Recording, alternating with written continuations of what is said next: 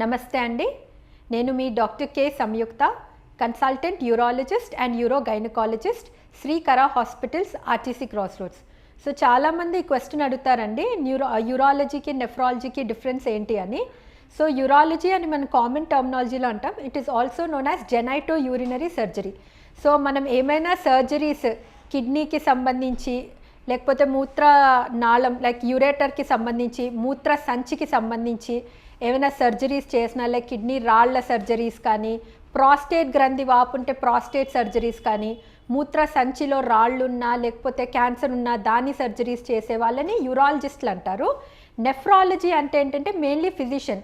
So ఏదైనా కిడ్నీలో problem ఉన్నా దానికి మెడికల్ మేనేజ్మెంట్ కావాలి అంటే దానికి నెఫ్రాలజిస్ట్ దగ్గరికి వెళ్తారు. సో బేసికలీ సింపుల్గా చెప్పాలంటే యూరాలజీ అనేది సర్జరీ పార్ట్, నెఫ్రాలజీ అనేది ఫిజిషియన్ పార్ట్. సో ఎటువంటి సిమ్టమ్స్ ఉంటే యూరాలజిస్ట్ దగ్గరికి రావాలి.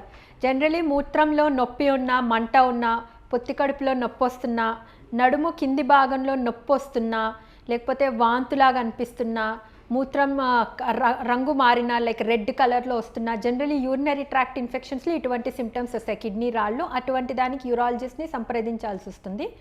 మగవాళ్ళలో ప్రాస్టేట్ గ్రంథి వాపు అన్న చాలా కామన్. అంటే మూత్రం తరచుగా రావడము, కొంచెం కొంచెం ఎక్కువసార్లు రావడం, రాత్రిపూట నిద్రపోకపోవడము, మూత్రంలో మంట రావడము, మూత్రం ఆగాగి రావడము, మూత్రధార సన్నగా రావడము, ఇలాంటి సిమ్టమ్స్ ఉంటే కూడా తప్పకుండా యూరాలజిస్ట్ని సంప్రదించాల్సి వస్తుంది.